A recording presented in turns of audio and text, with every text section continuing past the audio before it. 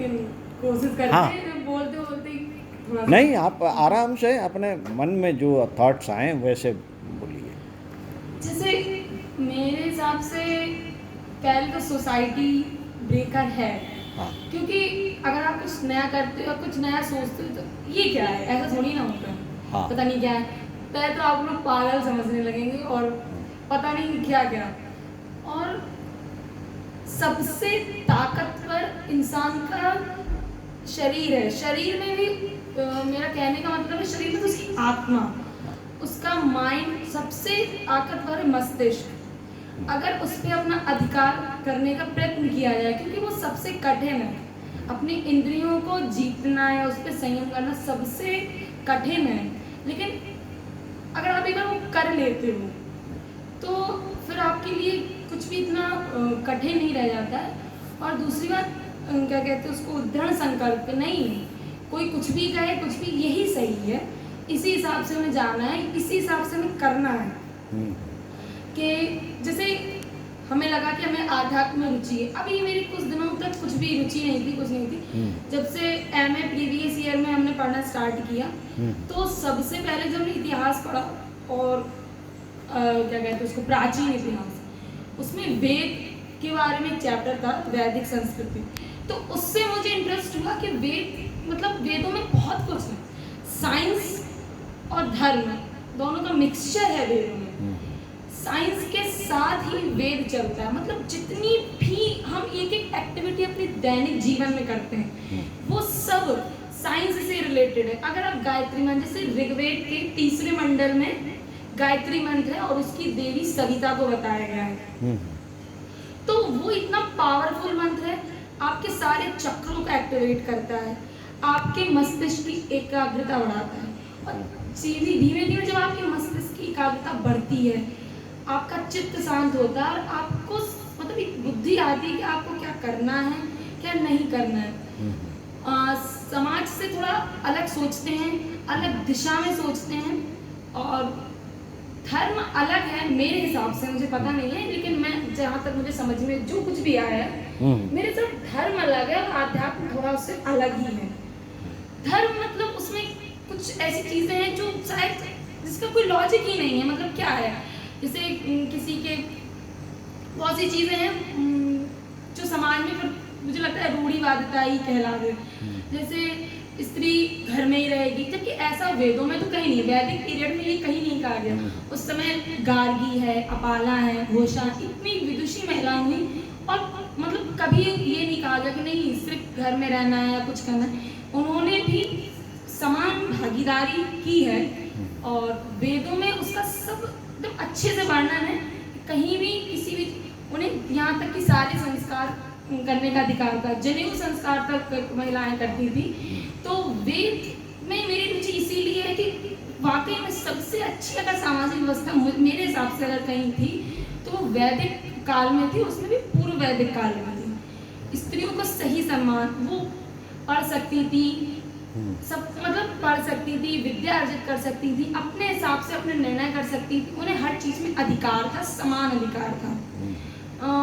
मात्र सत्तात्मक तो नहीं थी तो पितृसत्तात्मक, लेकिन ऐसा नहीं था कि उन्हें कहीं निम्न नहीं समझा जाता। और दूसरी बात जो मुझे प्रभावित करती है, जो धर्म में जैसे कह दिया कि 4 वर्ण हो गए और शूद्रों की स्थिति बहुत खराब कर दी गई, तो मेरे हिसाब से ये धर्म की एक मतलब बुराई है, जबकि वेद में ऐसा कहीं नहीं है। सिर्फ ये है कि 4 वर्ण हैं, ब्राह्मण, क्षत्रिय, वैश्य, शूद्र, वो भी कर्म आधारित है। अगर आपका कर्म है कि आप मतलब सीमा पर रक्षा कर रहे हैं या समाज की रक्षा करते हैं तो आप क्षत्रिय हैं, विद्या अर्जन का काम करते हैं, कर्म कांड करते हैं तो आप ब्राह्मण हैं, व्यापार करते हैं तो वैश्य हैं, और उन सबकी सेवा करते हैं तो आप शूद्र हैं। लेकिन ये कहीं नहीं है कि आप कहीं से भी निम्न या उच्च हैं, ये कहीं नहीं कहा गया, कहीं भी मतलब आप निम्न।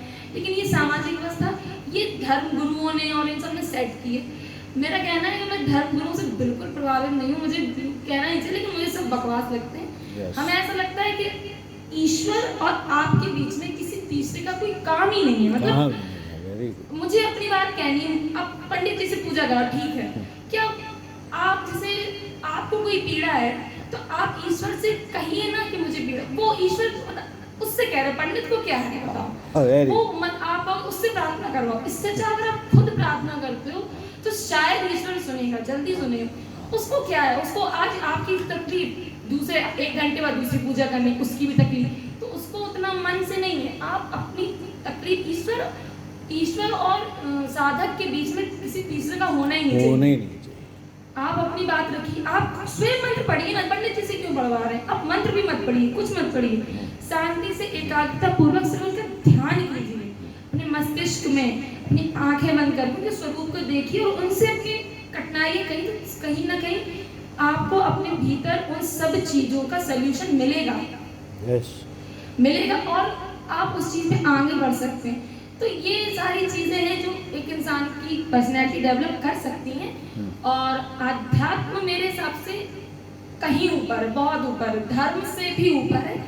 और मुझे आध्यात्म में रुचि रही है और ये रुचि 2-3 सालों में ज़्यादा बढ़ी है, जब से मैंने हमें बता रहे से किया, इतिहास सीखी, उसमें जब मैंने वैदिक पीरियड पढ़ा तो मुझे वेदों से इतना लगाव है कि मैं चाहती हूँ कि उसको और पढ़ूँ, समझूँ। और ऋग्वेद तो चाहती ही हूँ कि पढ़ूँ जब समय मिलेगा कभी। अभी तो दूसरी पढ़ाइयाँ चल रही हैं, तो क्योंकि उसमें कहीं भी किसी इंसान को बड़ा छोटा ऊंचा नीचा ऐसा कहीं नहीं समझा कि जैसे एक ही घर में अगर क्या कहते हैं एक पिता है, वो अगर धर्म रक्षा का काम करता है तो वो क्षत्रिय है, उसका बेटा है अगर विद्या अर्जन करता है, धार्मिक कर्मकांड करता है तो वो ब्राह्मण है। ऐसे भी साक्ष्य मिलते हैं गुरु सूक्त में बहुत से।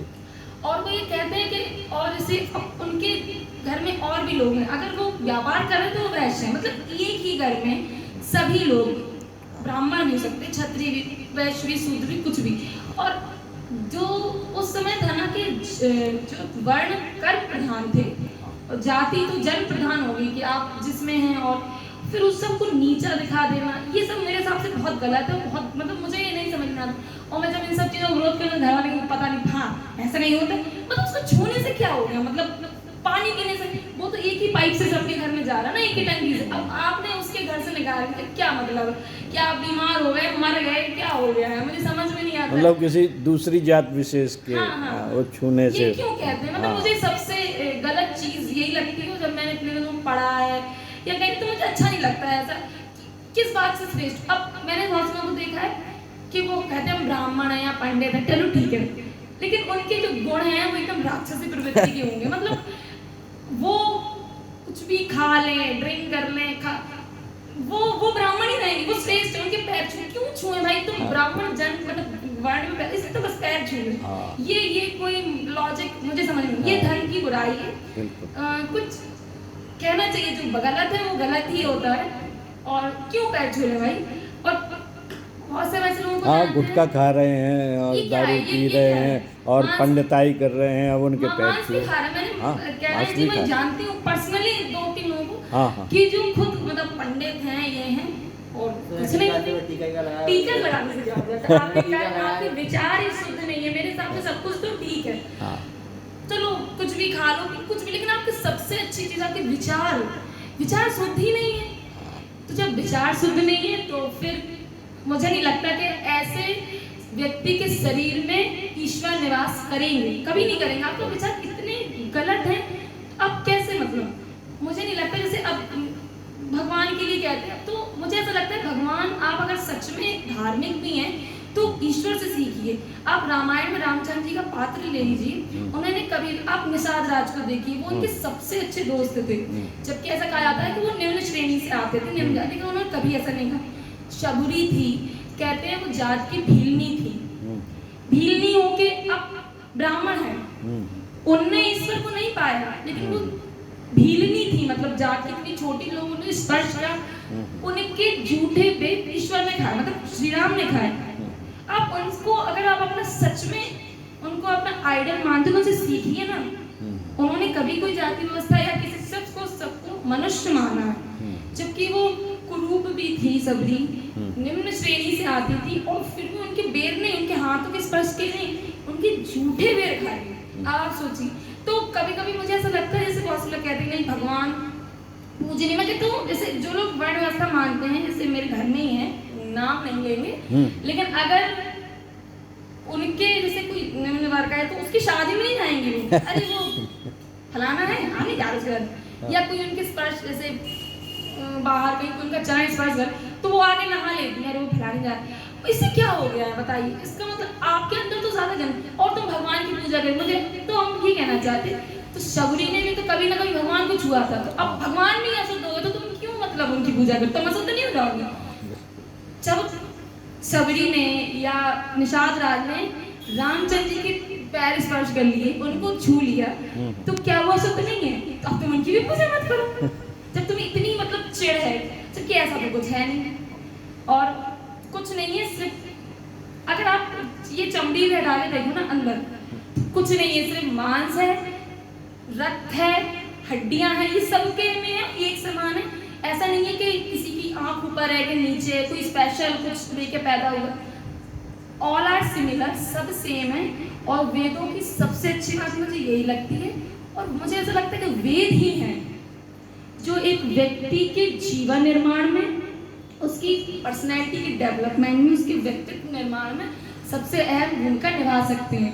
ना कि ये धर्म पुस्तकें, उनसे ऐसा नहीं है कि धर्म पुस्तकों में कुछ अच्छा नहीं, बहुत सी अच्छी बातें हैं, और जो अच्छी बातें हैं उन्हें जरूर कहीं से भी ग्रहण करना चाहिए। जहाँ आपको ये छोटा सिखाया या बड़ा सिखाया, कुछ भी कहीं भी आप जरूर उसको ग्रहण कीजिए, उससे सीखिए, क्योंकि कभी कभी कोई भी आपको अच्छी चीज़ सिखा सकता है। यहाँ तक कि पक्षी, प्रकृति से तो आप बहुत कुछ सीख सकते हैं। नेचर में सब कुछ है, ईश्वर में सब कुछ अलग अलग है। जैसे पुरुष है, स्त्री है, ईश्वर ने ये नहीं कहा कि कोई कम शक्तिशाली है या कोई ज्यादा शक्तिशाली। सिर्फ ईश्वर ने प्रकृति में भेद बना दिया है कि जैसे एक इस टाइप की संरचना होगी, एक इस टाइप का डिजाइन होगा। ये नहीं कहा कि ये डिजाइन ज्यादा अच्छी होगी या ये डिजाइन खराब होगी। तो पुरुष एक डिजाइन है, स्त्री एक डिजाइन है, थर्ड जेंडर भी एक डिजाइन ही है।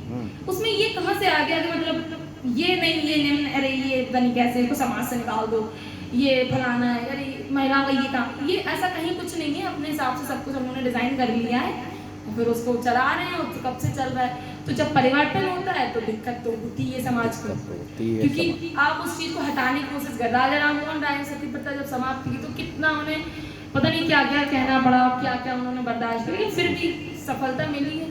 और धीमे धीमे अब जैसे अब थोड़ा समाज थोड़ा बदल रहा है, जड़ें इतनी पुरानी है इतने सालों से कि वो धीमे धीमे धीमे ही खत्म होंगी। अब थोड़ा आज की जनरेशन मुझे लगता है कि थोड़ा उन सब चीज़ें थोड़ी अलग है, लेकिन फिर भी टाइम लगेगा। बाबा साहब अम्बेडकर 100 सालों से इन सब चीज़ों के लिए लगे रहे, प्रयासरत रहे, लेकिन आज उसका असर 100-125 साल में दिख रहा है। और मुझे लगता है भविष्य में ये सही होगा।